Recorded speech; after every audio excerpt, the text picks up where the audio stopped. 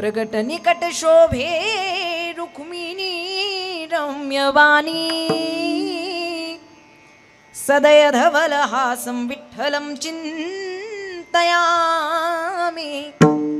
महायोगपीठे तटे भीमरथ्यां वरं पुण्डलीकाय धातुं मुनीन्द्रैः समागत्य तिष्ठं तमानन्दकन्दं परब्रह्मलिङ्गं भजे पाण्डुरङ्गं पाण्डुरङ्गकरू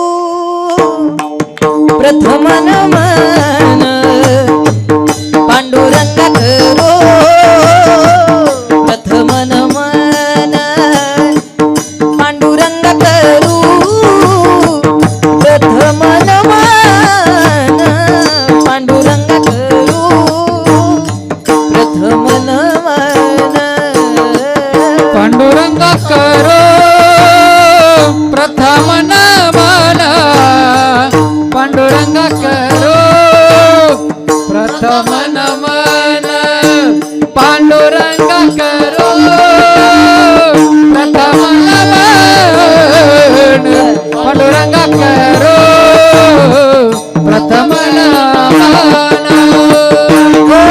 पांडुरंगाकरू प्रथम नमन दुसरे चरण संतांचिया पांडुरंगाकरू प्रथम नमन दुसरे चरण संतांचिया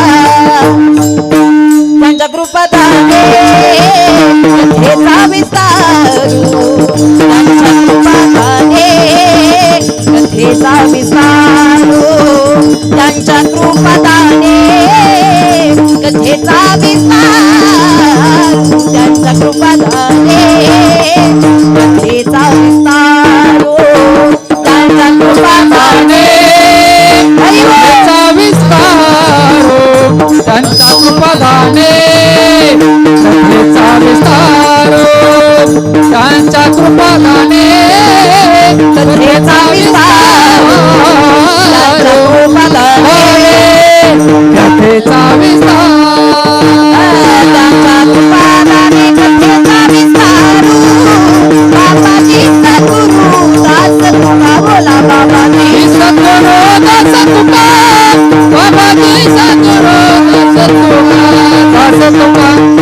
दास तुका कलावज्ञ जियोधरार्थावतारं कलंकंकतेजोधिकामोदि भक्त्रं कलानीशिवादापनोदार दक्षं समाधिस्तमूर्तिं भजे ज्ञानदीपं नमो ज्ञानेश्वरा नमो ज्ञानेश्वरा नमो ज्ञानेश्वरा नमो ज्ञानेश्वरा नमो ज्ञानेश्वरा नमो ज्ञानेश्वरा नमो ज्ञानेश्वरा नमो ज्ञानेश्वरा निवृत्ती उदारा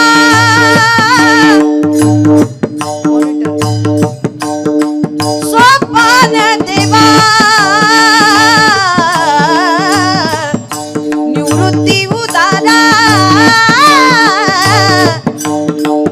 सोपान देवा मुक्ताबाई नमो त्रिभुवन पावनी मुक्ताबाई नमो त्रिभुवन पावनी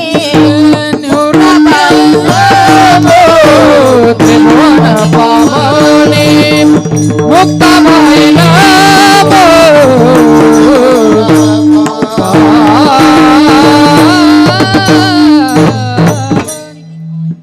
अविकाराय शुद्धाय नित्याय परमात्मने सदैक रूप रूपाय विष्णवे सर्वजिष्णवे यस्य स्मरण मात्रेण जन्म संसार बंधनात् विमुच्यते नमस्तस्मै विष्णवे प्रभ विष्णवे ज्ञानेश्वर भगवान विष्णु निवृत्तिर्भगवान हरः सोपानो भगवान ब्रह्मा मुक्ताख्या ब्रह्मचित्कला अलंकापुरी पुण्यभूमी पवित्र तिथे नांदतो ज्ञानराजा सुपात्र तया आठविता महापुण्य राशी. नमस्कार माझा श्री सद्गुरु संत ज्ञानेश्वरासी. नमो सद्गुरु तू कया ज्ञान दीपा. नमो सद्गुरु सच्चिदानंद रूपा. नमो सद्गुरु भक्त कल्याण मूर्ती. नमो सद्गुरु भास्करा पूर्ण कीर्ती. जयांचे केली स्मरण होय सकळ विद्येचे अधिकरण. त्याची वंदू श्री चरण श्री गुरूंचे ते नमस्कारोनी आता.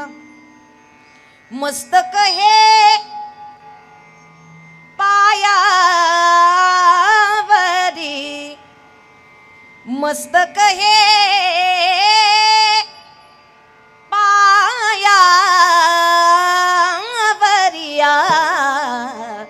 वारकरी संतांच्या या. वारकरी संतांच्या या. वारकरी संतांच्या. मस्तक पायावरी. मस्तक पायावरी. वारकरी संतांच्या. वारकरी संतांच्या.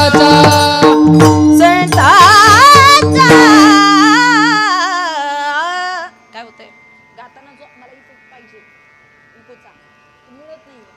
बोलताना नॉर्मल सर्व ठेवा श्लोक गाताना. पण गाताना जो इको हवाय मॉनिटरचा तो कमी जाणवतो. शिट्टी वाजून देऊ नका. तेवढा नॉर्मलचा इको फार फार जास्त नको पण नॉर्मल असू दे. श्री संतांची माथा चरणावरी साष्टांग हे करी दंडवत. मनोजपम मारुत तुल्य वेगम. जितेंद्रियं बुद्धिमतां वरिष्ठं. वातात्मजं वानरयुत मुख्यं श्रीरामदूतं शरणं प्रपद्ये. विठ्ठल विठ्ठल.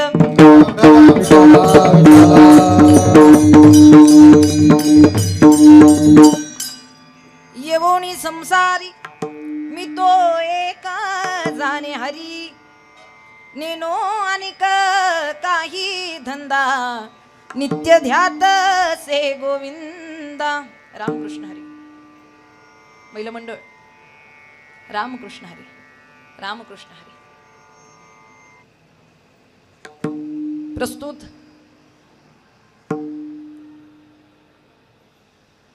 प्राप्त प्रसंगी प्राप्त स्थळी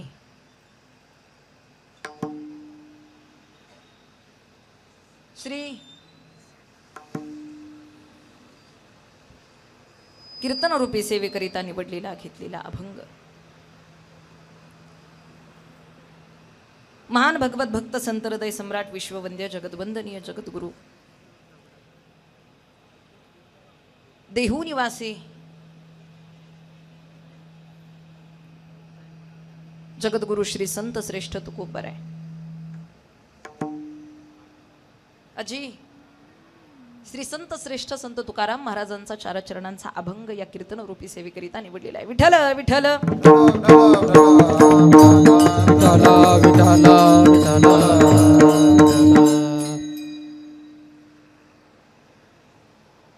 आणि या अभंगाच्या माध्यमातून जगद्गुरु श्री संत तुकोबराय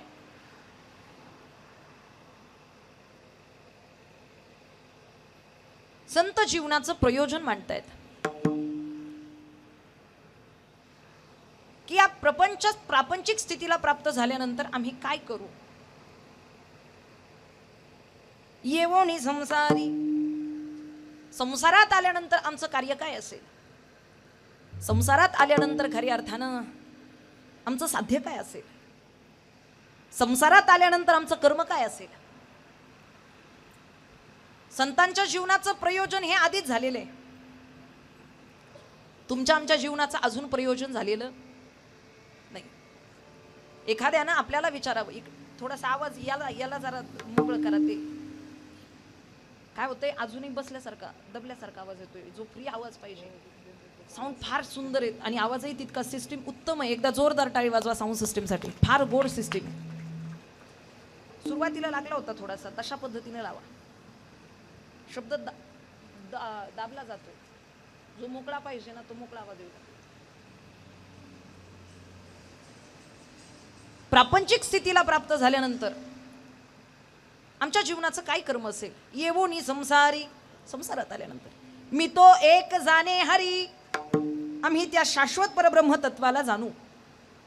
कारण त्याला जाणण्यासाठीच ही अवस्था आपल्याला मिळालेली आहे. आपण ज्या अवस्थेला प्राप्त झालो, इकडे लक्ष द्या, आपण ज्या स्थितीला प्राप्त झालेलो आहे ती स्थिती, ती अवस्था त्या साध्याच्या प्राप्तीकरिता प्राप्त झालेली आहे. आता या गोष्टीचं ज्ञान सगळ्यांना होतं असं अजिबात नाही.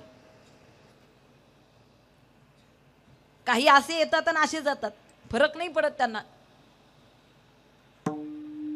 की हे सगळं जाणून घेण्यापाठीमाग.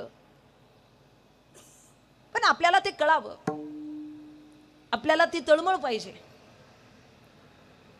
आणि निश्चितच आपण ज्या अवस्थेला प्राप्त करून आलेलो आहे ती कशाकरिता प्राप्त झालेली आहे याचं ज्ञान माणसाला झालं पाहिजे.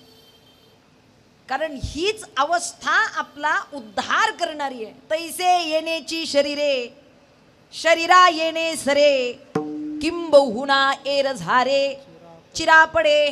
माऊली ज्ञानेश्वरीमध्ये सांगतात की तुम्हाला जर या अवस्थेचा फायदा करून घेता आला तर तुमचा उद्धार आहे.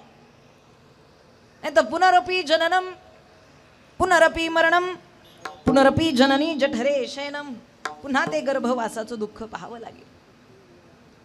मग संत त्यांचं प्रयोजन सांगता सांगता आपल्याही जीवनाचा उपदेश, मार्गदर्शन, उद्देश आपल्याला दाखवून देतात. तुम्हीही हेच करा की त्या परब्रह्म तत्वाला जाणून घ्या. मी तो एक जाणे हरी.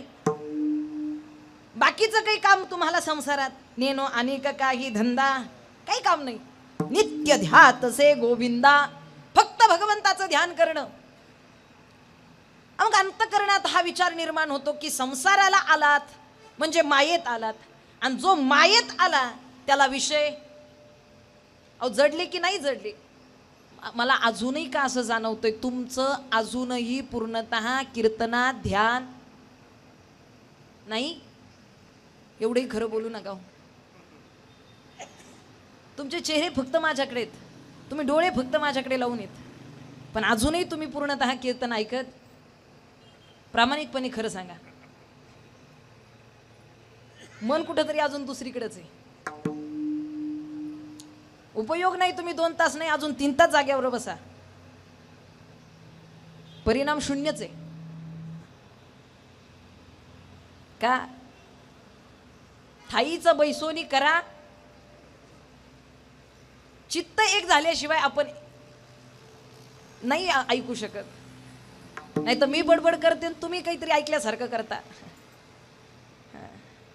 ते मुक्या बहिऱ्याचं बोलणं जसं राहतं ना त्याबद्दलचा हा संवाद होईल.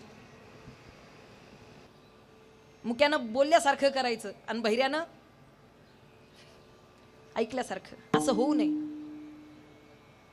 तुम्ही हा जो गॅप आहे ना तो गॅप भरून काढा बरं. म्हणजे मला थोडी लिंक लागेल अजून. सरका बरे पुढे. महिला मंडळ तुम्ही थोडं पुढे सरकून. काय होतं, वक्त्यात आणि श्रोत्यात जेवढा अंतर, जेवढा डिस्टन्स असेल ना तेवढं तुमचं आमचं नातं जमत नाही. त्या रिकाम्या जागा एकदा भरून निघल्या म्हणजे वा, म्हणजे इथे सगळ्यांना मानाने बोलवावं लागतं का? या चला वा.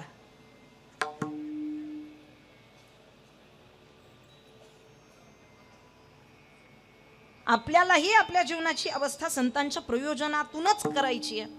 आपल्यालाही आपल्या जीवनाचं प्रयोजन संत विचारातूनच ठरवायचं आहे की आम्ही या संसाराला प्राप्त झालोत, मग आम्हालाही ती अवस्था कळाली पाहिजे. आता प्रपंच स्थितीला प्राप्त झाल्यामुळे मायेत अडकल्यामुळे विषय जडलेच जडले. आणि विषयांनी कुणाला सोडलंय सांगा ना? विषयांनी कोणाला सोडलंय? भल्या भल्यांना विषयांनी गाडलेलं आहे.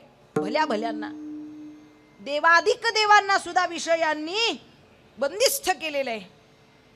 काही माणसांना वाटतं मी या विषयांच्या, या मायेच्या, या नदीच्या आहारी जाऊ शकत नाही. धडक मारिली शंकरा, धडक मारिली शंकरा, केला ब्रह्म्याचा मातेरा, इंद्रचंद्रा सिदरारा लाविला जेने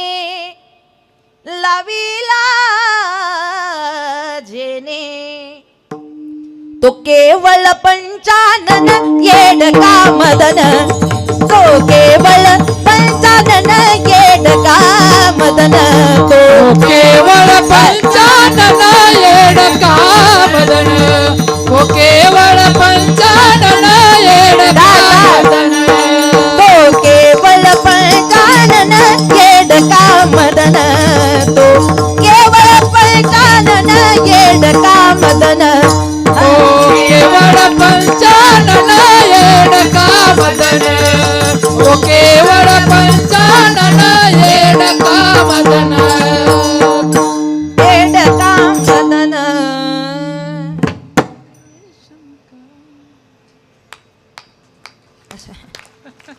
असू दे. आम्ही आहोत ना सगळेजण. तुम्ही आपलं शांत निवांत कीर्तन झाले आपलं. वाजू वाटल्या मोकळ्या मनानं कीर्तनात बसल्यावर टाळी वाजवू माणसं. बरं नाही तिथं उगाच टाळ्या वाजवतो. अमुक अमुक यांचा विजय असो टाळी. हा कीर्तनात हरिनामाची टाळी वाजवायला काय कंटाळा असावा माणसाला. इथल्या टाळीचं पुण्य आपल्या खात्यात कसं जमा होईल ते कळणार सुद्धा नाही. बाकीचं बळच जमा करून घ्यावं लागतं. पण हे तुम्ही फक्त करत चला ते जमा होत राहतं. विठ्ठल विठ्ठल विठ्ठल विठ्ठल मायेत अडकला विषय जडले. मग तुकोबारायांना विषय नाही का जडले ना. पण संत सांगतात आम्ही ते विषय भगवंताकडे वळवले. काम क्रोध लोभ स्वार्थ अवघा माझा पंढरीनाथ त्याच्या चरणांवरती अर्पण केले. तुका मने घालू तयावरी इंद्रियाचे धनी आम्ही झालो गोसावी. इंद्रियाचे धनी आम्ही झालो गोसावी.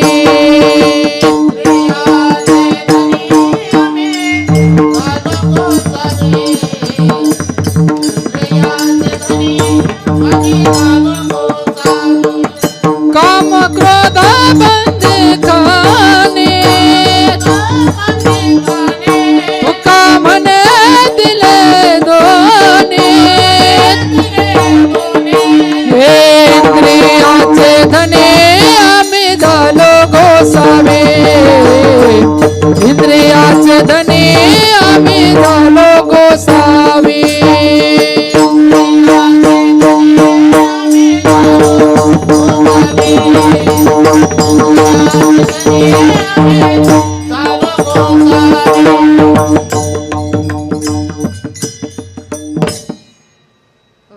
जगद्गुरु तुकोबाराय सांगतात आम्ही ते विषय भगवंतावरती अर्पण केले.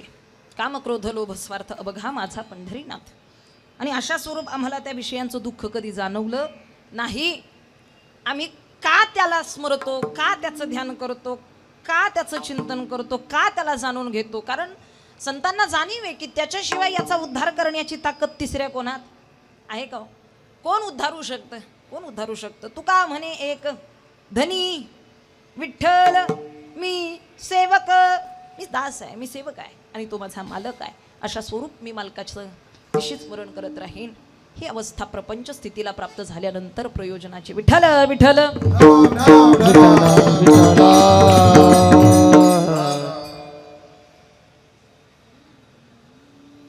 उपस्थित सर्व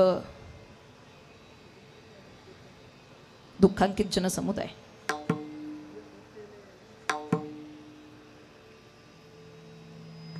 ज्या निमित्ताने आपण सर्वजण उपस्थित आहात. सातपुते कुटुंबाच्या थोडा स्वर कमी ठेवा. दुःखात सहभागी होत असताना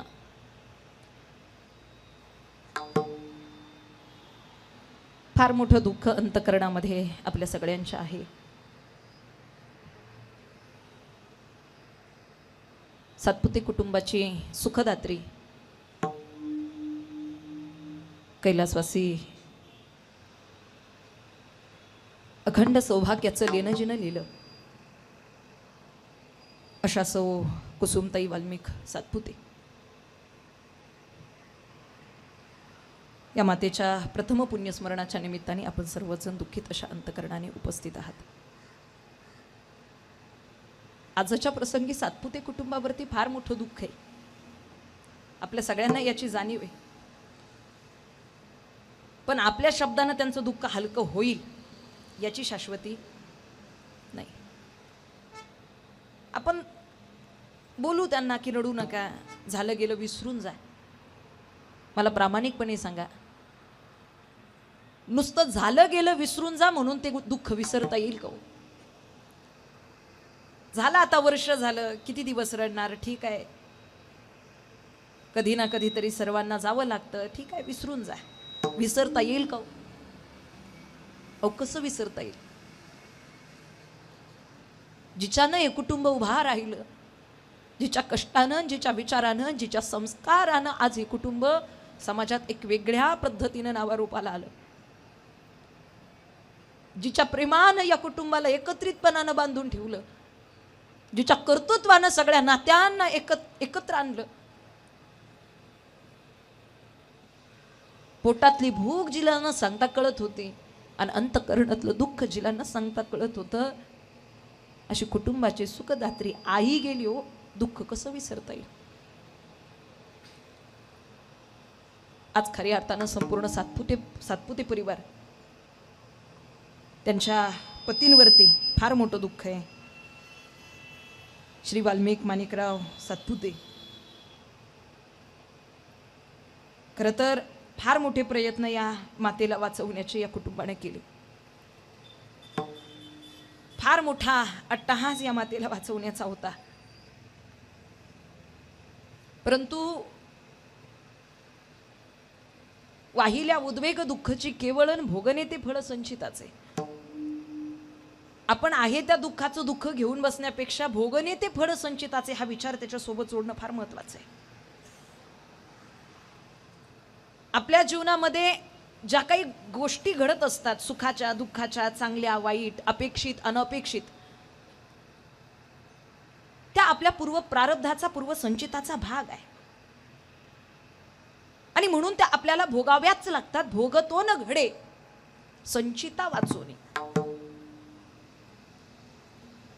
तो आपल्या संचिताचा भाग आहे.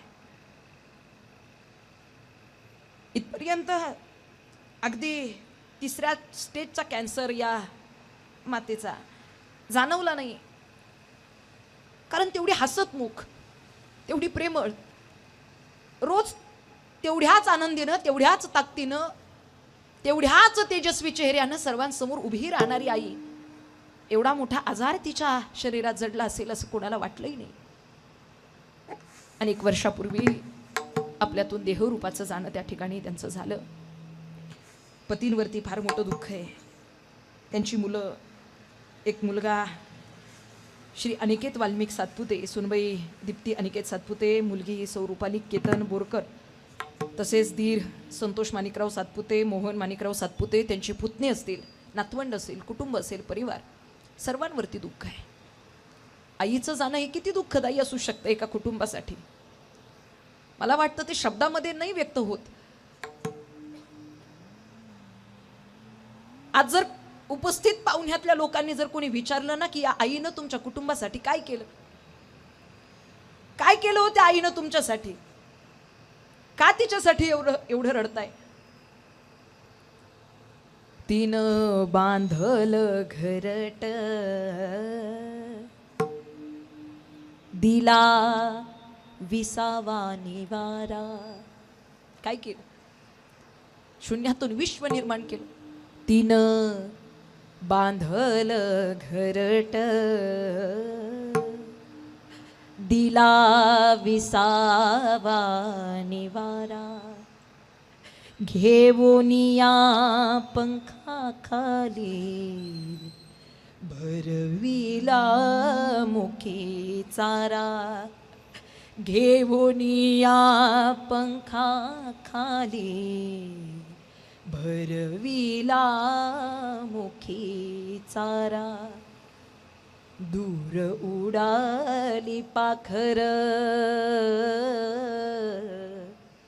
पांग आईच फिटाया.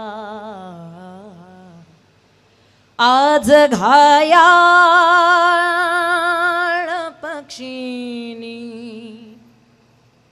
जाई पिलाना भेटाया, आज घायाळ पक्षीनी जाई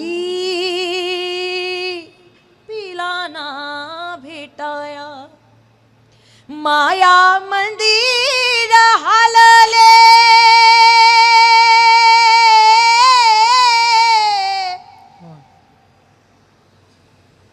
लागे कळस फुटाया,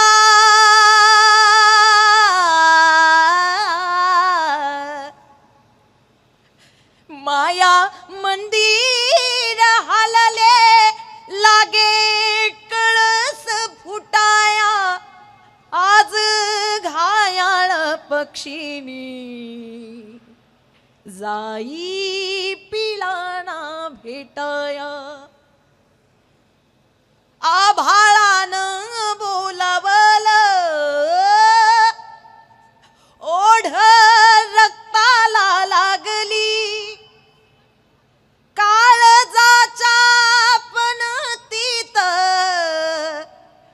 प्राण ज्योत शहाळली, येता जवळ घटिका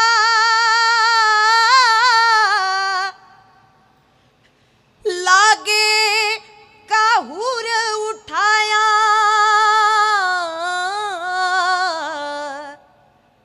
आज घायाळ पक्षीनी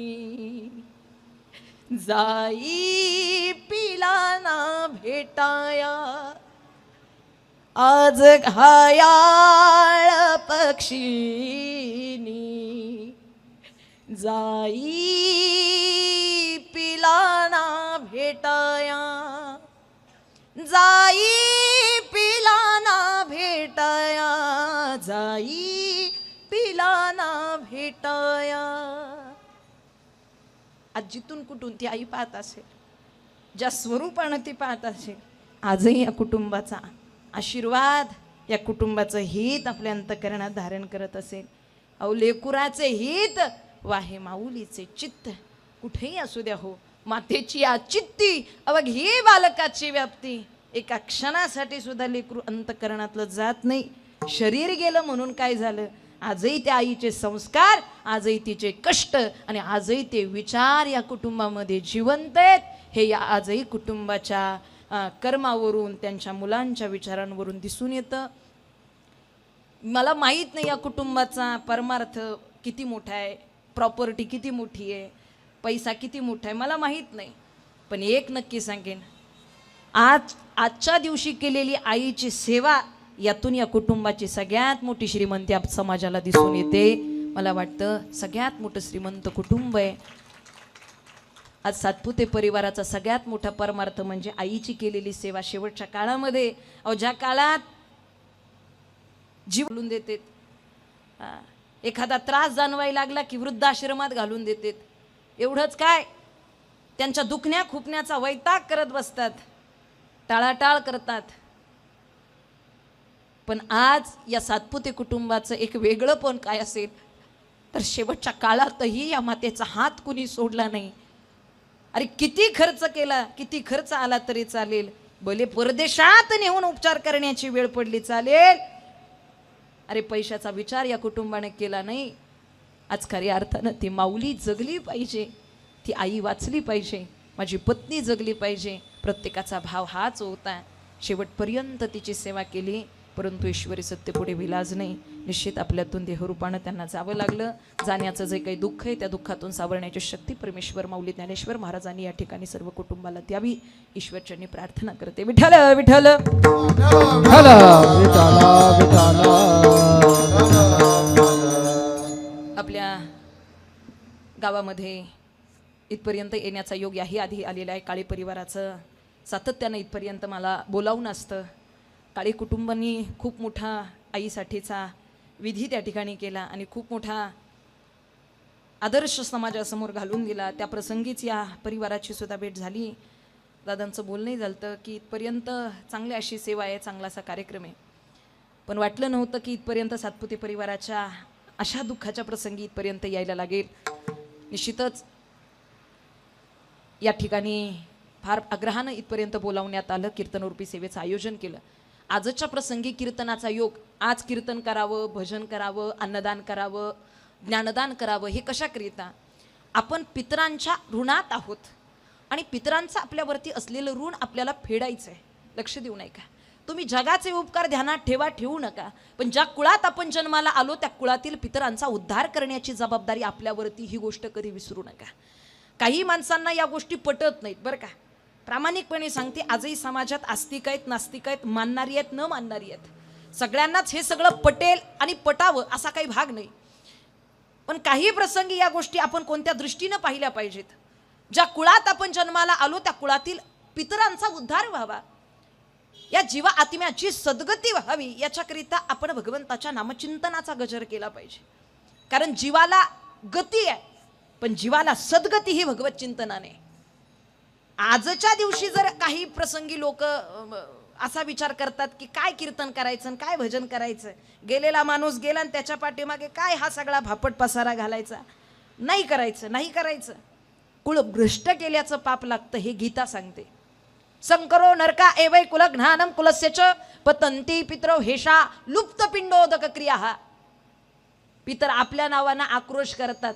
आहा कटा त्याचे करीती पितर,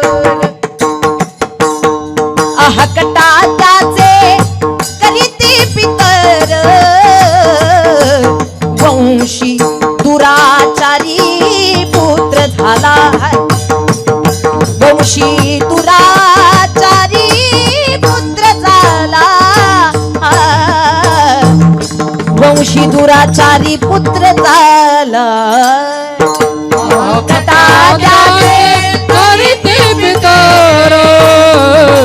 वंशी दुराचारी पुत्र झाला, वंशी दुराचारी पुत्र झाला, वंशी दुराचारी पुत्र झाला, पुत्र झाला. हा कटा त्याचे आक्रोश करतात, बोंब मारतात. पित्र कोणाच्या नावाने? जो पुत्र पितरांच्या नावानं एखादा घास दान करू शकत नाही, एखादा घास देऊ शकत नाही, काय उपयोग आहे? हा कटा त्याचे खरी ती पितरण, वंशी दुराचारी पुत्र झाला. असा काय दुराचारी पुत्र आमच्या कुळात आला? तो एका नावानं इथपर्यंत सेवा करू शकत नाही. पण जर आपण अशा विधी न टाळता पितरांचा सेवा उद्धार जर करत असेल तर म्हणे पेत्र आशीर्वाद देते, तुका म्हणे पित्र आशीर्वाद देते,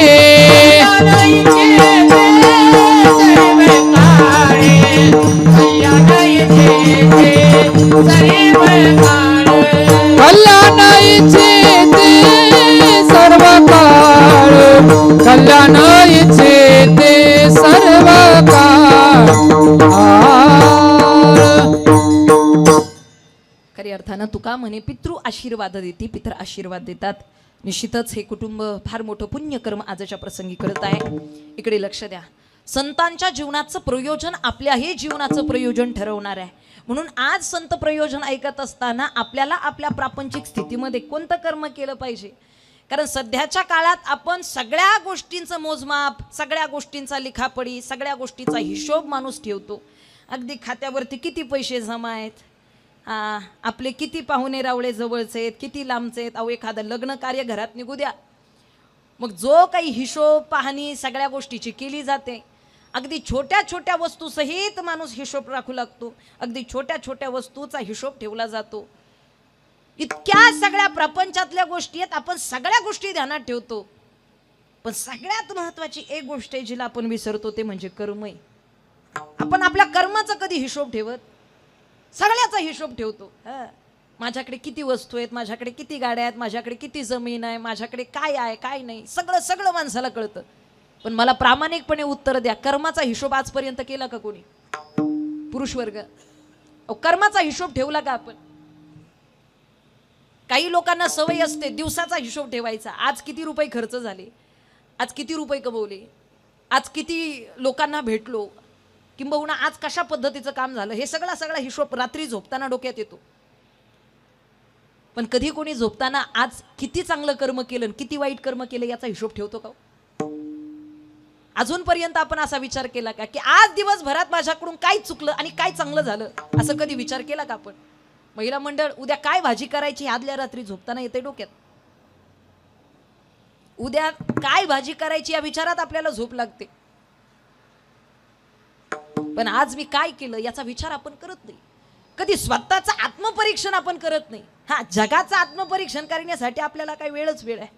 यानं काय केलं, तिनं काय केलं, त्यानं असं केलं, त्यानं तसं केलं. सकाळपासून संध्याकाळपर्यंत फक्त जगाचं निरीक्षण करत राहतो, जगाचे गुणदोष पाहतो. कीर्तनात बसला तरी गप नाही, हिचं असं झालं,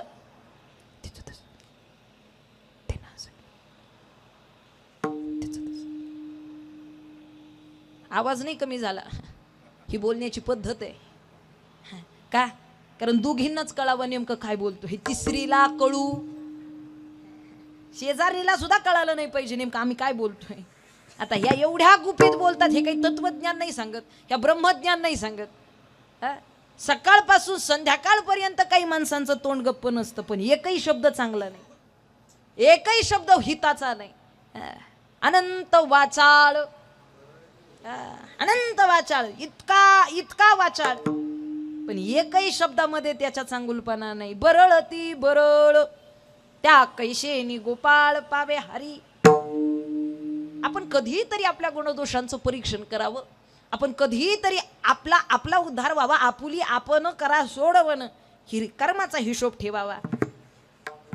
कर्माचा हिशोब कसा ठेवावा लक्ष देऊ नाही का? आपण आपल्या कर्माचा हिशोब ठेवल्याशिवाय, आपण आपल्या गुणदोषांचं परीक्षण केल्याशिवाय आपल्याला परमार्थ नाही घडणार. हा, चाललंय तसं चालू द्या, करतंय तसं करू द्या, जीवन जातंय तसं जाऊ द्या, असं म्हणून जमत नाही.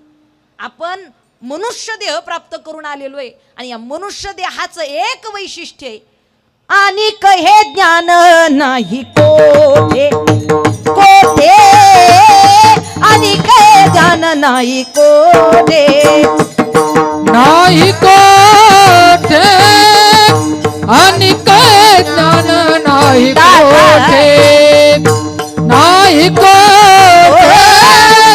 आणि काय ज्ञान नाही कोठे. याची देही घडे देवाचे भजन, आणि हे ज्ञान, आणि हे ज्ञान नाही कोठे.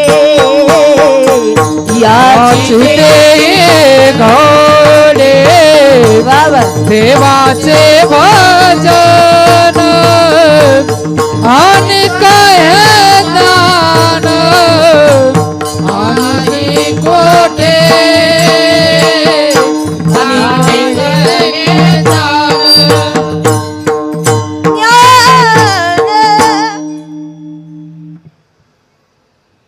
माझा आवाज येतोय ना तुमच्यापर्यंत?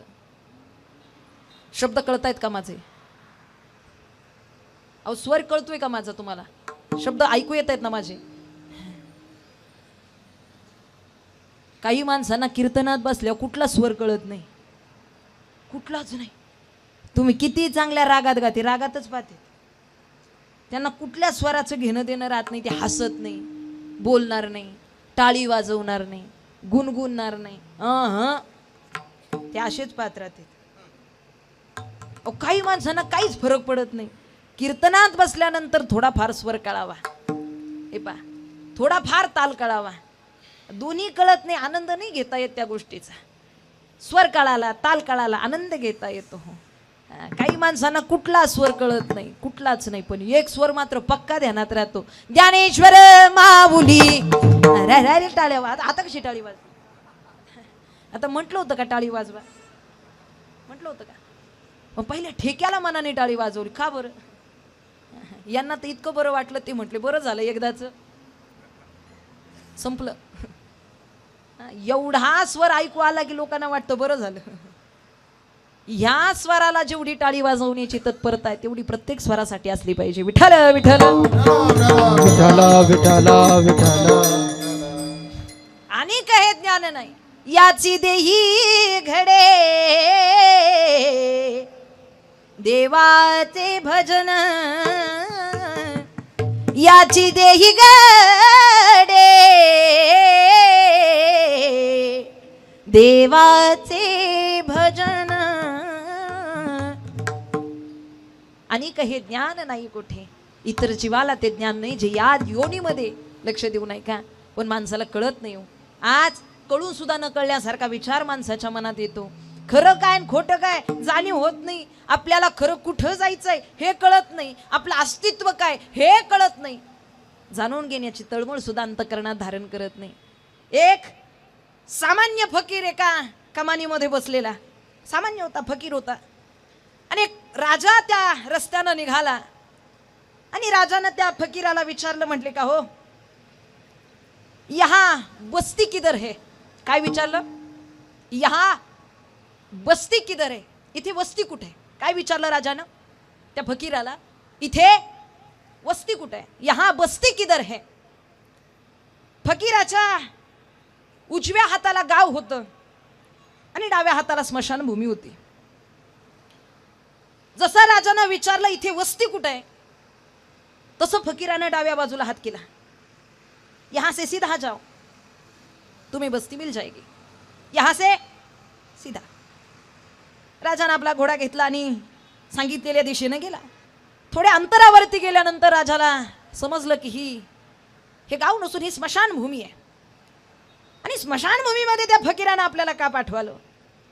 राग आला राजाला. रागात घोडा घेऊन पुन्हा त्या फकीराजवळ गेला.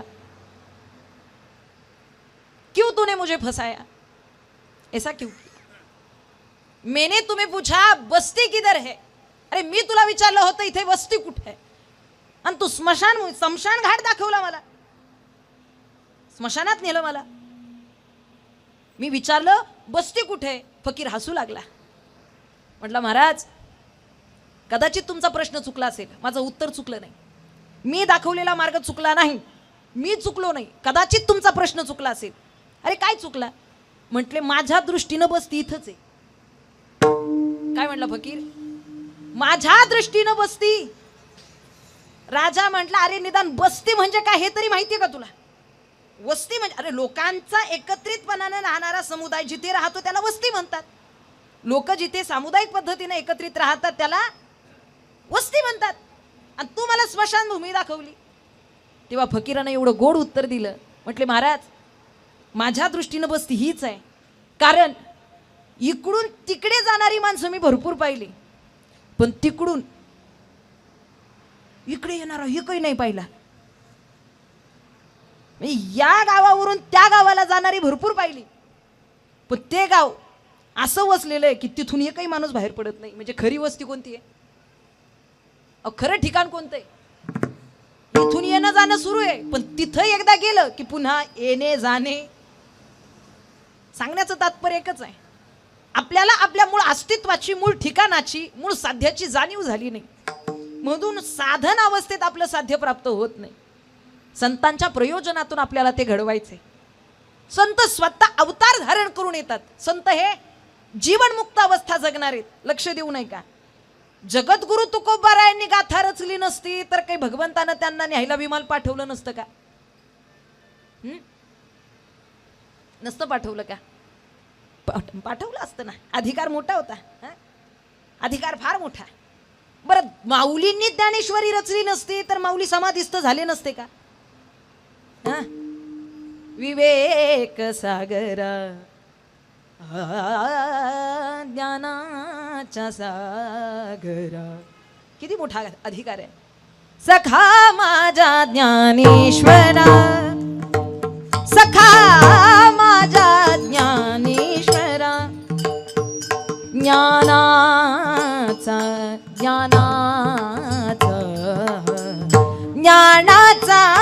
सागर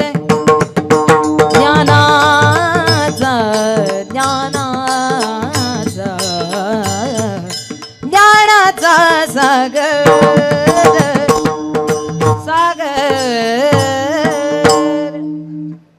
माझा ज्ञानेश्वर. सांगण्याचं तात्पर्य एवढं मोठं फार मोठं वैभव, मग तरी सुद्धा समाधिस्थ झाले नसते का? ज्ञानेश्वरी रचण्याची गरज काय? तुकोबारायांना गाथा रचण्याची गरज काय? जगाच्या कल्याणा संतांच्या विभूती तुमचा आमचा उद्धार व्हावा. आज तेच ग्रंथ धूळ खात पडले, आपल्याला त्यातली अक्षरं वाचायला वेळ नाही का? लौकिक सुखाची आशा आहे. अलौकिक असे संतांचे शब्द आपल्याजवळ असून सुद्धा आपल्याला त्याचा उपभोग घेता येत नाही. पाहे पा दूध पवित्र आणि गोड, पासी त्वचेची या पदराड, तरी त्या भेरून गोचिड अशुद्ध सेविती. काय करतं ते गोचिड? अहो दूध कासत गोचिड असतं, कासत गाईच्या. कासत गोचिड चिकटलेलं, इकडे लक्ष द्या. वा, कासत गोचिड आहे, त्या कासेत अमृताप्रमाणे दूध आहे, परंतु तरी सुद्धा एवढ्या जवळ आपल्या अमृत असून सुद्धा ते दूध पितं का? नाही नाही, ते रक्तच पित बसतं. तसं माणसाचं आपलं झालेलं आहे. संत विचारधारा एवढी सानिध्यात असताना महाराष्ट्रात जन्माला आलोय आपण. पवित्र ते कुळ पावन तो देश, पवित्र ते कुळ पावन तो देश, पवित्र ते कुळ पावन तो देश, पवित्र ते कुळ पावन तो देश. जेथे हरीचे दास जन्म घेती ताल, जेथे हरीचे दास जन्म घेती, कर्मधर्म त्यांचा झाला नारायण, कर्मधर्म त्यांचा झाला नारायण, कर्मधर्म त्यांचा झाला नारायण, कर्म धर्म त्यांचा झाला नारायण, नारायण. आपल्याला कदाचित याची जाणीव नसेल की आपण किती पवित्र भूमीत जन्माला आलोय. या भारत देशात जन्माला आलो, महाराष्ट्र भूमीत जन्माला आलो, या संतांच्या पवित्र भूमीत जन्माला आलो. एवढं पवित्र दूध आपल्या जवळ असून सुद्धा आपण काय करतो? अशुद्ध सेवेती. तरी सुद्धा आपण कुविचाराच्या संगतीमध्ये जीवन जगतो. दिलेल्या अवस्थेचा फायदा करून घेण्याच्या पाठीमागे लागत नाही. काही माणसांना या कशाचाच परिणाम होत नाही बाबा. तुम्ही चांगलं सांगा, वाईट सांगा, कसंही सांगा, कीर्तनात सांगा, नाही तर भाषणात सांगा, कोणत्याही स्टेजवरून सांगा, वारकरी संप्रदायाला धरून सांगा, नाही तर कोण्या एखाद्या ठिकाणी कोणत्याही शब्दानं सांगा, ते आम्हाला म्हणते तुम्हाला काही कामं नाहीत का? आम्हाला करू दे ना. काही प्रसंगी त्याला जाणीव होत नाही. हे पा, तुम्ही आस्तिक असाल किंवा नास्तिक असाल, देवाला मानणारे असाल किंवा न मानणारे असाल, पण तुम्ही देवाचे अंश आहात एवढं मान्य करा. भले तुम्ही देवाला न मानत नाही तुम्ही देवाला, पण तरी सुद्धा भगवान परमात्म्याचा तुम्ही अंश आहात. ही सत्यता आहे, ही वस्तुस्थिती आहे. देखे मनुष्य जात सकळन स्वभावता भजनशीळ. माणसाचा मूळ स्वभाव जर काय असेल तर तो भक्तीचा आहे. माणसाचा मूळ स्वभाव जर काय असेल तो दास्यत्वाचा आहे. फक्त सध्याच्या काळात काय झालं, थोडा कचरा जमा झालेला आहे माणसाच्या बुद्धीवर, मनावर, विचारांवर. ती धूळ जमा झाल्यामुळे माणसाला आता आपल्या अस्तित्वाची जाणीव राहिली. अस्वच्छ झाली, काच ब्लर झालेली आहे जरा. एकदा का त्याच्यावरती पाणी मारून साफ केली ना की मग बाकी आपल्याला पुढचा रस्ता चांगलाच दिसणार ना. फक्त माणसानं ती धूळ झटकली पाहिजे. ती धूळ झटकण्याचं काम या कीर्तनाच्या माध्यमातून होतं, संत विचाराच्या माध्यमातून होतं. संत आपली धूळ काढून टाकतात. काय करतात? मोडोनिया वाटा सूक्ष्म दुस्तर केला राजभार चाले ऐसा. सध्याच्या काळात या विचारांची फार मोठी गरज आहे बरं का, फार मोठी गरज आहे. कारण सध्या माणसाच्या मनात इतकं मोठं वादळ आहे जगण्यासाठीचं, सुखासाठीचं. माझं माझं माझं, मला मला मला, हे मला ते मला, हे माझं ते माझं. आयुष्यभर अंतःकरणात नुसती तळमळ तळमळ, नुसती धावपळ. कशासाठी? सुखासाठीची. मला एक प्रामाणिकपणे सांगा, खरंच आपल्या जीवनात सुख नाही का? अहो जीवनात सुख भरपूर आहे, पण उपभोगायला वेळ नाही माणसाला. जीवनात सुख भरपूर आहे, उपभोगायला वेळ नाही. जगण्याच्या चाललेल्या धावपळीत माणसाला जगायलाच वेळ नाही. आपण खरंच जगतोय का याचं भान कदाचित आपल्याला विचार पाहिजे. मोबाईल कसा हँग पडतो, या हँग झालेल्या मोबाईल सारखी माणसाची अवस्था आहे. नीट चालतही नाही, बंदही पडत नाही, फक्त हँग झालेला आहे. सध्या रिफ्रेश करण्याची गरज आहे. ती संत विचारातून होणार आहे. आपण या विचाराशी इथपर्यंत आलेल्या मार्गावरती मार्ग दाऊनी गेले आधीनतया निधी संत ते नेची पण ते चालू जाता न पडे गुंथा कोठे काही. हा विचार माणसाला आला पाहिजे. मग संत आपल्याला प्रयोजनातून सांगतात की आम्ही या प्रपंचाला प्राप्त झालो, आम्हाला याला इथपर्यंत येण्याची गरज नव्हती तरी तुमच्यासाठी आलो ना. मग इथपर्यंत आम्ही या प्रपंचाच्या स्थितीला प्राप्त झालो, मग आमचं कर्म काय असेल? आमचं कर्म एकच असेल अभंगाच्या प्रथम चरणात. ओनी संसारी ओनी संसारी ओनी संसारी ओनी संसारी.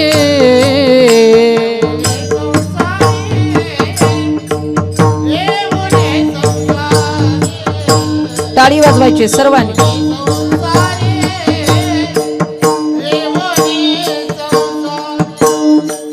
ओनी संसारी ओनी संसारी ओनी संसारी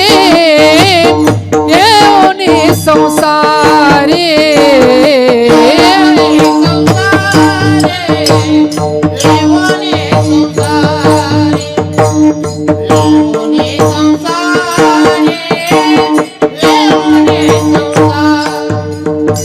मी तो एक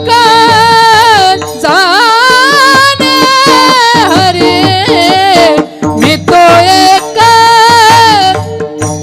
जाने हरे नेने अनेक काही धंदा नेने अनेक काही धंदा.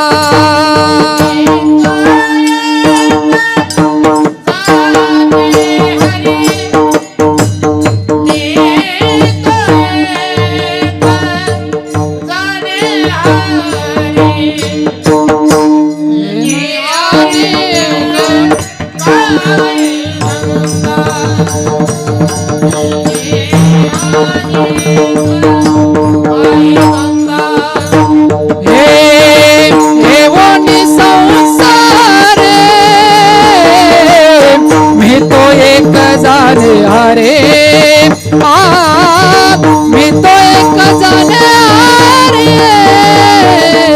मी तो एक जाने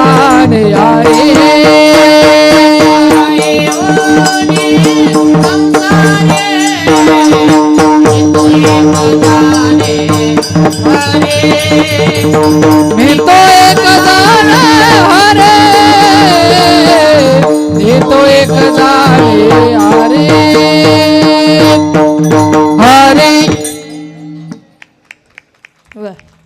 वाजवा ना मोकळ्या मनानं सगळ्यांनी वाजवा. हा असं बसल्या जागी मोकळ्या मनाने टाळी वाजवा माणसानं. असं टाळी वाजवण्याचा सगळ्यात मोठा फायदा आपल्या शरीराला आहे. तुम्ही आमच्या कौतुकासाठी कुणी सुद्धा टाळी वाजवू नका. बरं हसू द्या. आता एवढ्या मोकळ्या मनाने सांगता म्हणलं नका वाजवू, पण किमान आपल्या स्वतःच्या आरोग्यासाठी प्रत्येकानं टाळी वाजवा. दिवसातून किमान 10 मिनटं माणसानं टाळी वाजवावी. दिवसातून किमान 10 मिनटं. कारण टाळीचा परिणाम एवढा होतो, हातामध्ये आपल्या ॲक्युप्रेशर पॉईंट असतात ज्यावरती दाब पडल्या कारणानं शरीरात रक्ताभिसरण क्रिया चांगली होते आणि रक्ताभिसरण क्रिया चांगली झाल्या कारणानं शरीरातील असंख्य रोग नष्ट करण्याची ताकद एका टाळीत राहते. म्हणून टाळी वाजवा. परिणाम सांगितल्यावर काय टाळ्या वाजायला लागल्या. अहो संत सुद्धा आपल्याला परमार्थात परिणाम दाखवतात. फार मोठा परिणाम आहे. मी तो एक जाणे हरी, मी त्या एक हरीला जाणार. तो एक आहे. अजूनपर्यंत आपल्याला कदाचित त्याचं अस्तित्वच कळालं नाही. आपण अनेकात अनेक पाहतो, पण अनेकात एक पाहण्यासाठी आपल्याला ती अवस्था प्राप्त करावी लागेल. अनेकांमध्ये त्या एकाला पाहत अवघा रंग काय झाला? एक झाला अवघा रंग एक झाला रंगी रंगला श्रीरंग रंगी रंगला श्रीरंग अवघा रंग एक झाला अवघा रंग एक झाला मी तू पण गेले वाया, पाहता पंढरीचा राया, पाहता पंढरीचा राया, अवघा रंग एक झाला, अवघा रंग एक झाला, रंगी रंगला श्रीरंग, रंगी रंगला श्रीरंग, अवघा रंग एक झाला. आणि का एकाला पाहता आलं पाहिजे, नाही तर सोमवारचा वेगळा, मंगळवारचा वेगळा, बुधवारचा वेगळा. रोज देव बदलते. ते टाळ टाळ टाळ जरा घ्या शांत. वा नाही आवड छान आहे, पण थोडा वेळ असं. आणि का एक पहा, आपल्याला नाही कळालं त्याचं अस्तित्व. काही माणसं आम्हाला विचारते, ताई अहो नेमका तो कोण, तो हा उतरील पार, अहो तो म्हणजे नेमका कोण, आम्ही नेमक्या कोणत्या देवापाशी. अहो जो जीवनमुक्त अवस्थेमध्ये, जो जन्म मरणांच्या अतीत आहे, आणि ज्याला या गोष्टीचा कोणत्याचा परिणाम घडत नाही, तो एकच आहे. तुम्ही बाकीच्यांच्या शरणागतीमध्ये, बाकीच्यांच्या पाया पडण्याच्या भानगडीत पडूच नका, कारण उद्धारण्याची ताकद त्या एकाच आहे. कोण तो, जंबू या द्वीपा माझी, एक पंढरपूर गाव,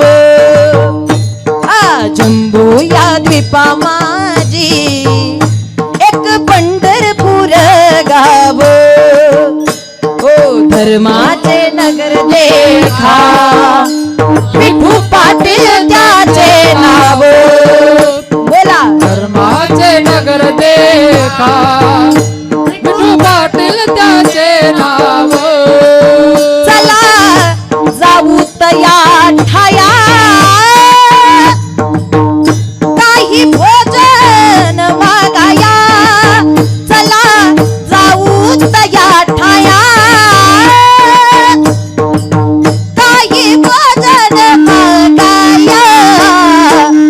विठोबाचा धर्म जागो, त्याचे चरणी लक्ष लागो, विठोबाचा धर्म जागो, त्याचे चरणी लक्ष लागो, विठोबाचा धर्म जागो, त्याचे चरणी लक्ष लागो, विठोबाचा धर्म जागो, त्याचे चरणी लक्ष लागो, त्याचे चरणी लक्ष लागो, त्याचे चरणी लक्ष लागो.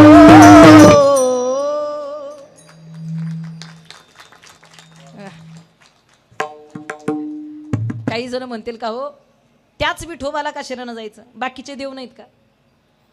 त्यानं काय केलं असं, सुदामा ब्राह्मण दुःखे दरिद्री पीडला, मुष्टी पोहे घेवोनिया,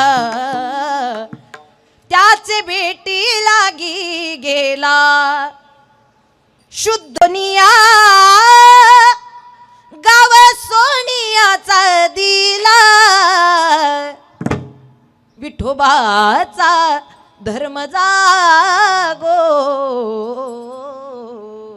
त्याचे चरणी लक्ष लागो. काय कोणाच्या पाठीमागे धावायची गरज आहे. आपल्याला उद्धारण्याची ताकद ज्याच्यात तो एक परब्रह्म तत्व आहे, पण त्याला जाणून घ्या, त्याचं अस्तित्व मान्य करा. तो एक जाणे हारी, त्या एकाला जाणला, अनेकांना जाणण्याची गरजच नाही. कोणाचे सातबारे पाहत बसता, काय कोणाचे सातबारे, काय कोणाच्या जमीन जायदाती पाहत बसता. त्या एकाला जाणलं, जगाला जाणण्याची गरज नाही. मी तो एक जाणे हारी. संत सांगतात, आम्हाला जर विचारता आमच्या जीवनातलं काम, तर आम्हाला इतर दुसरं काम नाही, आमचं एकच काम अभंगाच्या दुसऱ्या चरणात. अनेक काही धंदा,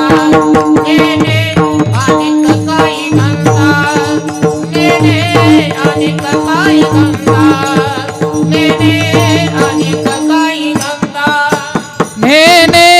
अनेक काही धंदा, नेने अनेक काही धंदा, नेने अनेक काही धंदा, नेने अनेक काही धंदा, नित्य दाताचे गोविंदा,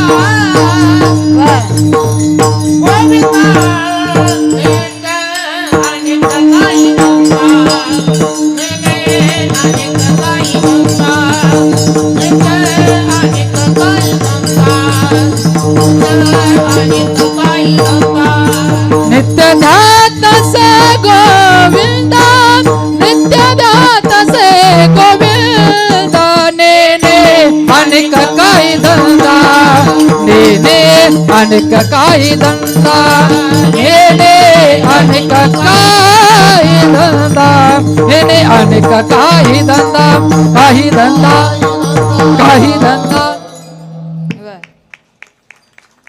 नेने आणि काही धंदा आम्हाला इतर काही धंदा माहीत नाही का माहीत नाही का नित्य ध्यातसे गोविंदा हा दिन रजनी हाची धंदा काय धंदा आहे आमचा गोविंदाचे पोवाडे भगवंताचं चिंतन करणं हा भक्ताच्या जीवनातला खरा धंदा का काम आहे. आपणही आपल्या जीवनात आपल्या अवस्थेत असं काम करावं भगवत चिंतन करावं. आज परिवाराने केलेली सेवा इतकी उच्च प्रतीची आहे उच्च कोटीची आहे. मला माहीत नाही खरं तर पंढरपूरची वारी या सगळ्या गोष्टी ह्या घडतील ना घडतील पण सकल तीर्थाची धुरे जी एका माता पितरे ज्यानं आपल्या शरीराचं लोन कीजे शरीराला आई वडिलांच्या सेवेत ज्यानं झिजवलं मला वाटतं त्याच्यासारखा पुण्यवान माणूस नाही हो त्याच्यासारखा श्रीमंत धनवान माणूस नाही. सगळ्यात मोठी श्रीमंती आईबापाच्या सेवेची आहे. कळता कळता उशीर होतो काही माणसांना का कळता कळता उशीर होतो. समाजात वृद्धाश्रमाची संख्या काही कमी नाहीये. समाजात वृद्धाश्रमाची संख्या कमी नाहीये.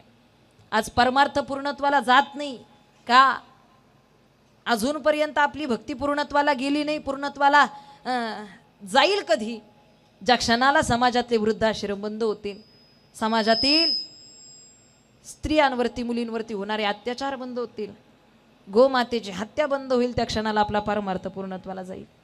आपण कलियुगात जगतोय आणि हे कलियुग अशाच पद्धतीचं सांगितलेलं आहे बाबा. हे अशाच पद्धतीचं कलियुग सांगितलेलं आहे. इतक्या विचित्र विचित्र घटना या कलियुगामध्ये सांगितलेल्या आहेत. नाथ महाराजांच्या भारुडात याचं वर्णन आहे. सांगण्याचं तात्पर्य आपण जरा सावधानीनं कर्म केलं पाहिजे ती आपली जबाबदारी. जर आपल्याला उद्धारायचंय ना तर आपण कर्म कसं केलं पाहिजे सावधानीनं केलं. आहेत ना आई वडील आपल्या जवळ त्यांची सेवा करा त्यांची सेवा करा. ज्यांच्याजवळ खऱ्या अर्थानं दानत आहे ज्यांच्याजवळ चांगल्या पद्धतीनं आयुष्य आरामाचं जीवन आहे त्यांनी दुसऱ्यांना कुठेतरी समाधान देण्याचा प्रयत्न करा. मी म्हणेल जगातलं सगळ्यात मोठा परमार्थ कोणता आहे जगातलं सगळ्यात मोठं सुख कोणतं आहे आपल्या ओंजळीतलं थोडं दुसऱ्याला देण्याची दान ज्याच्या अंतःकरणात आहे तो खरा वारकरी आहे तो खरा पारमार्थिक आहे तो खरा भक्त आहे. संपत्तीपेक्षा संस्काराला जपण्याची ज्याच्या जवळ तळमळ आहे. कारण पैसा आला की संस्कार विसरून जातात लोक पद आलं की संस्कार विसरून जातात लोक पण पद पैसा असून सुद्धा आपल्या आई वडिलांनी दिलेले संस्कार ज्याला जोपासता येतात मी म्हणेल तो जगातला श्रीमंत आहे तो खरा भक्त आहे तो खरा भगवंताचा दास आहे. सगळं काही असून सुद्धा सर्व काही सुख असून सुद्धा समाधान ज्याच्या अंतःकरणात आहे तो जगातला सगळ्यात सुखी आहे जगातला. कारण सध्याच्या काळात सुख शोधण्यासाठी इतर ठिकाणी जायची गरज नाही. आपल्याला या सेवेत सुख मिळतं. कुटुंबानं ते केलं ते प्राप्त केलं. आईचं जाणं हे फार मोठं दुःखदायी आहे. निश्चित मी शब्द व्यक्त करते की आई आपल्या जवळून गेली हे किती मोठं दुःख आहे. वर्षभर कुटुंबानं दुःख अंतःकरणात दाबून धरलं. आल्यानंतर परिवाराचा परिचय घेत असताना त्यांच्या पतींनी मला सांगितलं ताई फार मोकळ्या स्वभावाची माझी पत्नी होती. इतका प्रेमळ स्वभाव तिचा. एखाद्या समोरच्या व्यक्तीला कधी उलट बोलून शब्द आपण उच्चारावा तिच्या मनात कधी आलं नाही. अरे कोणी पाहुणा किती दिवसांनी कधी येऊ द्या दारासमोर त्याला चहा पाणी विचारल्याशिवाय जेवू घातल्याशिवाय तिनं कधी पाठवलं नाही. इतक्या चांगल्या विचाराची माऊली होती. आज खऱ्या अर्थानं घराचं सगळ्यात मोठं मांगल्य तिच्या आसन्यात होतं. घराचं घरपण तिच्या आसन्यात होतं. आज सगळ्यात मोठं दुःख त्यांच्या पतींच्या जीवनात अर्धांगिनी गेली. इथं बसलेल्या उपस्थित सगळ्यांना खऱ्या अर्थानं माझा शब्द आहे जोपर्यंत पत्नी आपल्या जीवनात आहे तोपर्यंत आपला अधिकार फार मोठा आहे फार मोठा अधिकार आहे. जोपर्यंत आपली अर्धांगिनी आपल्या सोबत आहे ज्या क्षणाला आपल्या जीवनातली आपली पत्नी निघून जाते आपली अर्धांगिनी सोडून जाते जीवनातला फार मोठा अधिकार आपला संपून जातो. अधिकार संपतो माणसाचा. तुमचं जे समाजामध्ये वावरणं त्यामध्ये अर्धांगिनीचा फार मोठा वाटा आहे. तिचं अस्तित्व तिनं स्वतःसाठी कधीच नाही जगलं. त्यांच्या पतींनी मला उत्तर दिलं ताई अहो कधीच तिनं स्वतःच्या सुखासाठी आयुष्य जगलं नाही, तिने कधीच स्वतःचा सुखाचा विचार केला नाही. अरे मुलांचं पोट भरलं की तिचं पोट भरायचं, मुलं हसली की तिला आनंद वाटायचा, घरात आनंद झाला की तिला समाधान वाटायचं. अरे पती सुखात दिसला की ती आनंदात जगायची. कधीच तिनं स्वतःचं वेगळं सुख तिनं पाहिलं नाही. कुटुंबाच्या सुखात तिनं सुख पाहिलं, पोरांच्या सुखात तिनं सुख पाहिलं. स्त्रीचं जीवनच असं आहे. भांग तिचा आहे पण सिंदूर पतीच्या नावाचा आहे, कपाळ तिचं आहे पण कुंकू पतीच्या नावाचं, गळा तिचा आहे पण मंगळसूत्र पतीच्या नावाचं, हात तिचा आहे पण चुडा पतीच्या नावाचा आहे, पाय तिचे आहेत पण पैंजण पतीच्या नावाचं आहे, बोट तिची आहेत पण जोडवी पतीच्या नावाची आहेत. माझी विनंती आहे सर्व पुरुष वर्गाला, आपल्या जीवनातल्या स्त्रीचं समर्पण आपल्यासाठी एवढ्यापर्यंत आहे. तिच्याकडे इतकं सगळं आहे तुमच्या नावाचं. प्रामाणिकपणे उत्तर द्या, तुमच्याकडे काय आहे तिच्या नावाचं? काय आहे तिच्या नावाचं? काहीच नाही. तरी सुद्धा वेळोवेळी तू शांत राजा, तू गप्प बस, तुला काय कळतं, तू जरा मागे राहा, तरी सुद्धा तिचा अपमान करायला कधी कमी नाही पडत. अहो तिच्याकडे एवढं सगळं आहे आपल्या नावाचं, आपल्याकडे काय आहे तिच्या नावाचं? काही नाही. तिनं सगळं काही त्यागलं आपल्यासाठी, आपण काय त्याग केला तिच्यासाठी? आपल्याकडे काय आहे तिच्या नावाचं? माझी विनंती, काहीच नसू द्या पुरुषांकडे स्त्रीच्या नावाचं, फक्त स्त्रीचा आदर करण्याची, सन्मान करण्याची दृष्टी ठेवा. हाच सगळ्यात मोठा अलंकार आहे पुरुषांकडे स्त्रीच्या नावाचा. घरातल्या स्त्रीचा सन्मान करता यावा याच्यापेक्षा पुरुषांचा अलंकार काय मोठा असू शकतो? आणि मी म्हणेल हाच अलंकार, हाच दागिना त्यांच्या पतीने जोपासला, त्या स्त्रीचा सन्मान केला. मला वाटतं हा सगळ्यात मोठा उत्सव, सगळ्यात मोठा सोहळा आहे आजचा प्रसंगाचा. हा सोहळा का म्हणते मी? सोहळाच म्हणावा लागेल. जन्म आणि मरणाचे हे दोन सोहळे आहेत माणसाच्या जीवनातले. हा सोहळा आहे आईच्या सौभाग्याचं लेणं घेऊन जावं. हे स्त्रियांना सांगते ती आई, अगं काय तुम्ही दागदागिन्यांचा हाऊस माऊस सांगता मला, अमुक तोळे, इतके तोळे, तितके तोळे. तोळ्याचं सांगू नका. माझ्या पतीच्या जीवनातलं सगळ्यात उच्च प्रतीचं त्यांचं नाव, समाजानं त्यांना दिलेला मान आणि कपाळाचं कुंकू, गळ्यातलं काळं मणी, हा माझ्यासाठी सौभाग्याचा दागिना आहे. सोन्या नाण्यांचं कौतुक नाही वाटलं तिला कधी? नको मला दाग दागिना, असू द्या काळ मणी. असेल त्या परिस्थितीमध्ये जगेल, फक्त तुम्ही साथ सोडू नका. नका सांगू कौतुक दाग दागिन्याच,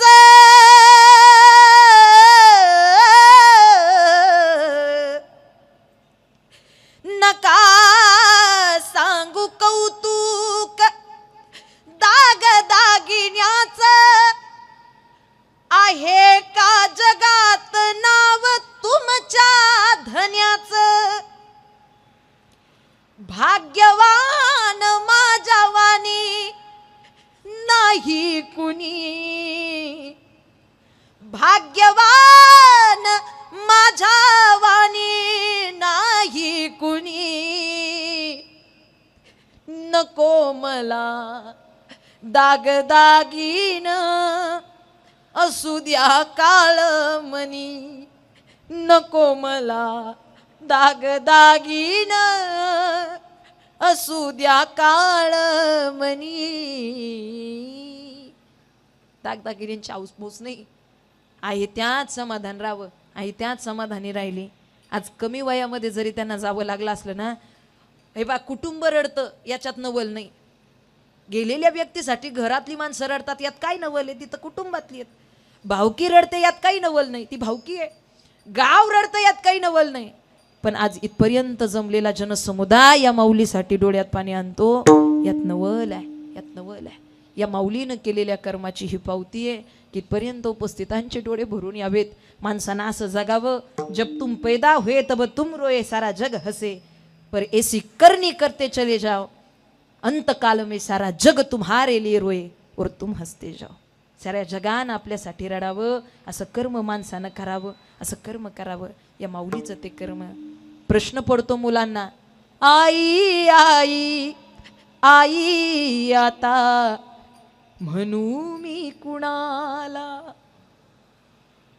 आई सगळं दिसतंय का आम्हाला पुन्हा, सगळं मिळेल आम्हाला पुन्हा, पण तू नाही दिसत का आम्हाला, तू नाही मिळणार पुन्हा.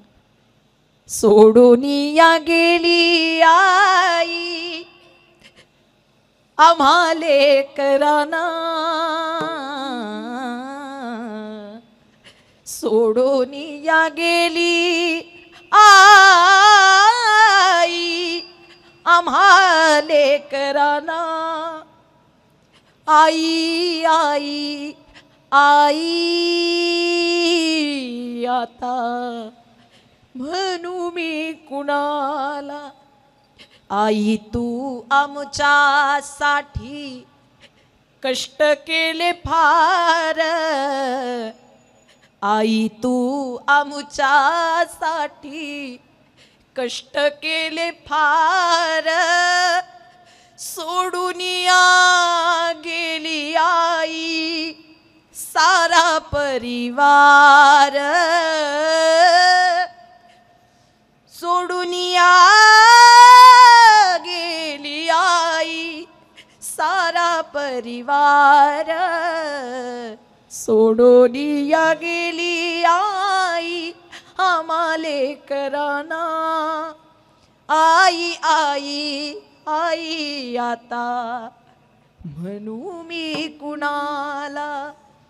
आई कुणाला म्हणावं, ईश्वरी सत्तेपुढे विलाज नाही. आज त्यांच्या मुलींना फार मोठं दुःख आहे. एकुलती एक मुलगी. अरे कुठलाही सण येऊ द्या, कुठलाही भाऊबीजीचा असू द्या, रक्षाबंधन असू द्या, दिवाळी असू द्या, माहेरातून पहिला फोन कोणाचा, माहेरातून पहिला फोन, ए दादा तायडीला फोन कर रे. तिला नाही जमला ना फोन, तिच्याजवळ नसला फोन, ए दादा पहिला तायडीला फोन कर. अरे भाऊबीज येते तोंडावर, दिवाळी येते तोंडावर, विचार कधी येते ती. हां, आणि नसेल तिला येण्या जाण्याची सोय, तिला घ्यायला जा, तिला घ्यायला जा. अरे 4 दिवस माहेरपणाचं सुख घेऊ दे रे माझ्या लेकीला. माझ्या हातची पुरणपोळी फार आवडते माझ्या ताईला, माझ्या हातचा दिवाळीचा फराळ फार आवडतो माझ्या ताईला. जा रे तिला घेऊन ये. कुठल्याही सणवारीला घरी यावं. आणि माहेरातून सासूरवाशिनी लेक जर माहेरात आली ना, माहेर कसं का असे ना, पण आईच्या हातची भाकरी, आईच्या हातची भाजी खाल्ली की आनंद वाटतो त्या लेकीला. बस सगळा शीण निघून जातो. पण ते सुख इथून पुढच्या काळात उपभोगायला मिळणार नाही. इथून पाठीमागे 1 वर्षभरात उपभोगायला मिळालं नाही. याचं सगळ्यात मोठं दुःख आहे. ईश्वर सत्तेपुढे विलाज नाही. आज जे काही दुःख आहे ती दुःख सावरण्याची शक्ती परमेश्वरानं या सातपुते परिवाराला सहित सर्व कुटुंब या ठिकाणी आप्तेष्ट नातेवाईकांना द्यावी अशी ईश्वरचरणी प्रार्थना करते. आपण आपल्या जीवनाचं प्रयोजन करत असताना संतांनी सांगितलेल्या विचारांचा आधार घ्या. जगद्गुरु तुकोबाराय सांगतात, आम्ही स्वतः त्याला जाणतो, हे आमच्या जीवनाचं सगळ्यात मोठं कर्म आहे. आम्ही त्याचं ध्यान करतो, त्याचं स्मरण करतो, त्याचं चिंतन करतो. हे आमचं रोजचं काम आहे. आम्हाला याच्यापेक्षा इतर दुसरं काम सुचत नाही. आम्हाला इतर दुसऱ्या कामात आनंद वाटत नाही. कारण एर वाहो पसारा. पण आम्ही या प्रापंचिक स्थितीला प्राप्त झाल्यामुळे विषय आम्हालाही जडले, पण ते विषय कधी आम्ही स्वतःवरती घेतले नाहीत. ते विषय सुद्धा, कारण ते विषय आम्हाला दुःख देणार हे माहीत आहे. क्रोधात भवती समोहा, समोहा स्मृती विभ्रमहा, स्मृती भ्रंशात बुद्धिनाशो न बुद्धिनाशात प्रणश्यती. क्रोध माणसाच्या बुद्धीचा नाश करतो, काम माणसाच्या बुद्धीचा नाश करतो. अशा स्वरूपानं सगळे विषय आपल्या विनाशाला जडतात. जैसा इंद्रिय जैसा गळी मिनू आमुषे, जसा गळाला मासा भुलतो ना, तशा पद्धतीनं काम विषयामध्ये माणूस भुलून जातो. अशा स्वरूपानं या ठिकाणी आपल्याला कळालं पाहिजे. जगद्गुरु तुकोबाराय सांगतात, आम्हाला विषय जडले, पण काम क्रोध लोभ स्वार्थ अवघा माझा पंढरीनाथ. आम्ही ते विषय आमच्याकडे न घेता ते विषय भगवंताच्या चरणांवरती अर्पिले, आणि जसे ते भगवंताच्या चरणांवरती नेले ना, ते विषय आम्हाला दुःखरूप वाटलेच नाही. उलट ते विषय आम्हाला खऱ्या अर्थानं सुखरूपच वाटू लागले, सुखरूप वाटू लागले. संतांना विषयांचं दुःख वाटत नाही. या स्वरूपानं आपल्यालाही कळालं पाहिजे. त्याकरिता त्याचं चिंतन झालं पाहिजे. हाताने टाळी आणि मुखानं भजन. विठ्ठोबा रखुमाई,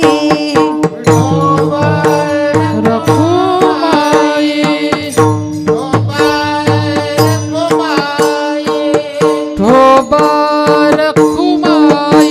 मंच बसलेल्या सर्व माणसांनी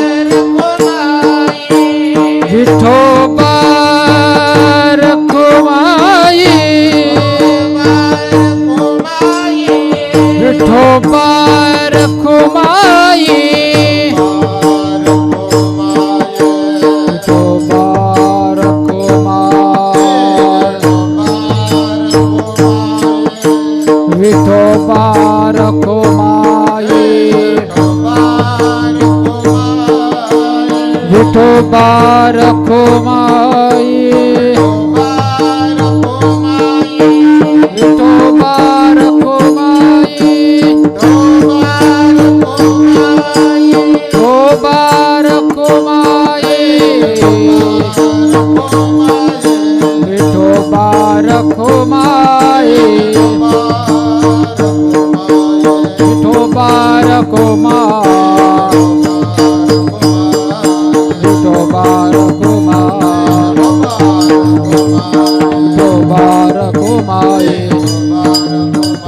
विठोबा रखुमाई विठोबा रखुमाई विठोबा रखुमाई बोला पुंडली गवर्धन हरी विठ्ठल श्री ज्ञानदेव तुकाराम पंढरनाथ भगवान की जय मौली ज्ञानेश्वर महाराज की जय संत तुकाराम महाराज की जय संत सोपान काका महाराज की जय हर हर महादेव छत्रपती शिवाजी महाराज की जय धर्मवीर छत्रपती संभाजी महाराज की जय प्रभु श्री रामचंद्र भगवान की जय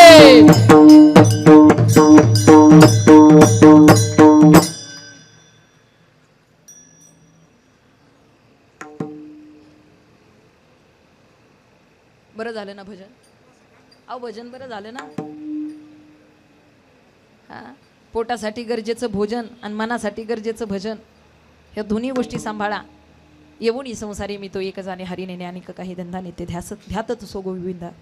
या ठिकाणी आजच्या प्रसंगी कैलासवासी अखंड सौभाग्यवती कुसुमताई वाल्मिक सातपुते आईच्या जाण्यानं जे काही दुःख संपूर्ण कुटुंबावर आहे त्या दुःखातून सावरण्याची शक्ती भगवंतांना द्यावी अशी ईश्वरचरणी प्रार्थना करते. खरं तर हा सर्व भगवंताचा खेळ आहे. आपण सगळेजण त्याचा अंश आहोत. तो धर्म करताय, तो धर्ममूर्ती आहे आणि निश्चित इथपर्यंत हे सगळं घडवतो. कदाचित कधीतरी असं भगवंताला बोलावं वाटतं, देवा का रे असा खेळ करतोस. एखाद्या चांगल्या सज्जन माणसाला एवढ्या लवकर माणसातून का घेऊन जातोस. पण असंच घडत राहतं. प्रभू हा खेळ दुनियेचा कशाला सांग केलासी. देवाला सांगा वाटतं, देवा का रे कुणाला भाग्य देवोनी बसविले मंचकावरती. कुणाला भाग्य देवोनी बसविले मंचकावरती. कुणी किती कष्ट जरी केले तरी राहतात उपवाशी. प्रभू हा खेळ. देवा एखाद्यानं किती कष्ट करावे पण तरी सुद्धा त्याला रात्रीचं उपाशी झोपावं लागतं आणि एखाद्याला इतकं भाग्य देऊन टाकतो की त्याला मात्र मंचकावरती बसून जगावं लागतं. असा तुझा खेळ का रे. खरी अर्थानं चांगल्या माणसाला लवकरच जावं लागतं असं का रे. निश्चितच ही प्रार्थना आहे भगवंताकडे.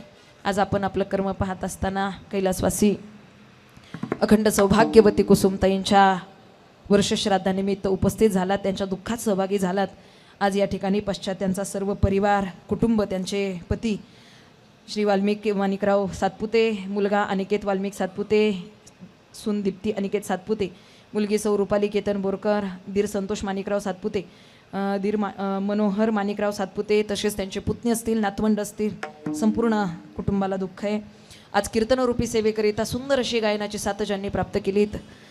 या ठिकाणी आदरणीय हरिभक्तीपरायण कांबळे महाराज यांच्यासाठी एकदा जोरदार टाळी वाजवा. मनापासून धन्यवाद. सुंदर अशी गायनाची साथ आदरणीय हरिभक्तीपरायण महादेव महाराज असतील. महादेव महाराजांचंही मनापासून धन्यवाद. एकदा जोरदार टाळी वाजवा. सुंदर अशी गायनाची साथ प्राप्त केलीत. मृदुंगाची उत्कृष्ट अशी साथ या ठिकाणी हरिभक्तीपरायण नारायण महाराज झेंडे, एकदा जोरदार टाळी वाजवा. सुंदर अशी नारायण महाराजांनी मृदुंगाची साथ केलीत, मनापासून धन्यवाद. हे सर्व वारकरी संस्थेतील विद्यार्थी आदरणीय हरिभक्तीपरायण नारायण महाराज झेंडे यांच्या संस्थेतील हे सर्व विद्यार्थिनी आहेत. फार गोड अशी टाळांची साथ सर्व विद्यार्थिनींनी या ठिकाणी प्राप्त केलीत, मनापासून धन्यवाद. त्याचबरोबर साऊंड सिस्टीमसाठी एकदा जोरदार टाळी वाजवा. सुंदर अशी ऑपरेटिंग या ठिकाणी दिलीत. सोपं नाही हो एवढा सगळा सेटअप उभा करणं. वा छोटे हां गिना ना छोटे गायक, छोटे विनेकरी, त्यांच्यासाठी एकदा जोरदार टाळी वाजवा. वा त्यांचंही मनापासून धन्यवाद. आमचे बालगायक हां राजवीर महाराज यांचंही मनापासून या ठिकाणी धन्यवाद. तसेच या ठिकाणी कॅमेरेमॅन दादा असतील, माय बोली यूट्यूब चॅनेल, या चॅनेलवरून हे सर्व कार्यक्रमाचं चित्रीकरण या ठिकाणी करण्यात आलेलं आहे आणि काही दिवसानंतर ते तुम्हाला पाहायला मिळेल. या ठिकाणी त्यांचंही मनापासून धन्यवाद. साऊंड सिस्टीम तुमचंही मनापासून धन्यवाद. त्याचबरोबर या ठिकाणी या आपल्या वरवणमध्ये इथपर्यंत येण्याचा योग याच्या यादी आलेला आहे. काळे कुटुंबाच्या वतीने इथपर्यंत येण्याचा योग काळे परिवारात आलेला आहे आणि पुन्हा एकदा इथपर्यंत सातपुते कुटुंबाच्या वतीने येण्याचा योग पुन्हा एकदा उपस्थितांच्या चरणी नतमस्तक होते. माझ्या मायपित्यांच्या गुरूंच्या छत्रपती शिवरायांच्या, धर्मवीर संभाजीराजांच्या, जेजुरीच्या खंडेरायाच्या, सासवडच्या संत सोपान काकांच्या चरणी नतमस्तक होते. सर्व लाखोंच्या संख्येनं वारकरी पंढरपूरच्या दिशेनं वाटचाल करत आहेत. अंतकरणामध्ये भगवंताच्या भेटीची आस आहे आणि सगळ्यांच्या अंतकरणामध्ये भगवंताला पाहण्याची आस असताना आज या वारीच्या या पर्वामध्ये खऱ्या अर्थानं माऊलीचं वर्ष श्राद्ध यावं. कुठे ना कुठेतरी याचं साठी केला होता अट्टहास शेवटचा दिस गोड व्हावा. मला वाटतं या पर्वामध्ये सुद्धा इथपर्यंत हा विधी येणं हे सुद्धा कुठेतरी सत्कर्माचाच भाग आहे, पुण्यकर्माचा भाग आहे आणि निश्चितच भगवंताच्या चरणांवरती या माऊलीची सद्गती प्राप्त झालेली आहे. म्हणून या ठिकाणी अधिकच न बोलता सर्वांच्या चरणी नतमस्तक होते. सेवेला पूर्णविराम. ज्ञानेश्वर माऊली, ज्ञानेश्वर माऊली, जय जय ज्ञानेश्वर माऊली. जगद्गुरु तुकोबाराय व्यक्त करतात, भगवंतानं खरी अर्थानं हे सर्व काही करता धरता तो आहे आणि निश्चित आम्ही त्याची सेवा करतो. तो कोण आहे? आम्ही त्याचे दास आहोत आणि तो आमचा मालक आहे. एक वेगळं नातं तुकोबाराय अभंगाच्या माध्यमातून सांगतात. अभंगाच्या शेवटच्या चरणात तुका म्हणे एक, तुका म्हणे एक, तुका म्हणे एक, तुका म्हणे एक, तुका म्हणे तुका म्हणे तुका म्हणे तुका म्हणे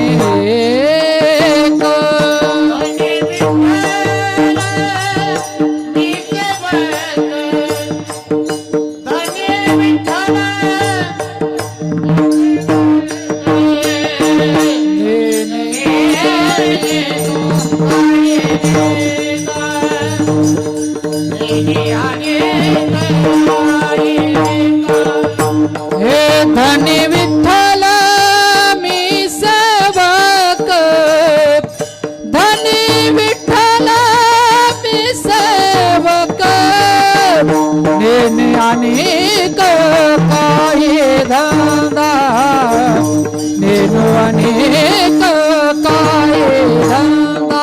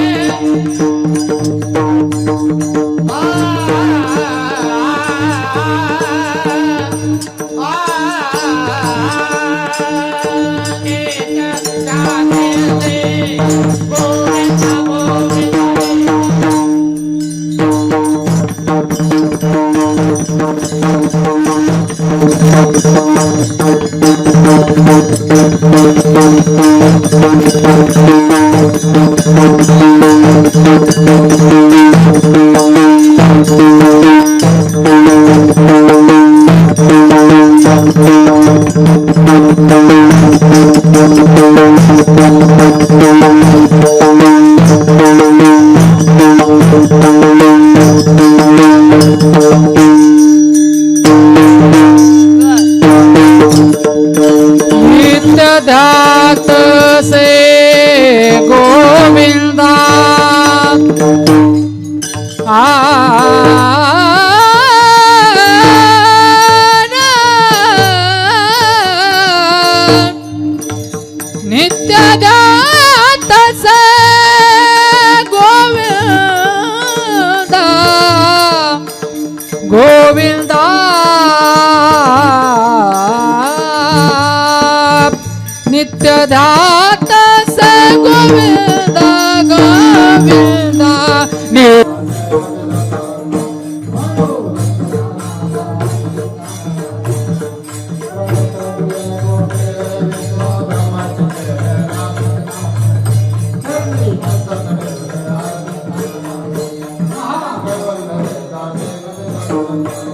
विठोबा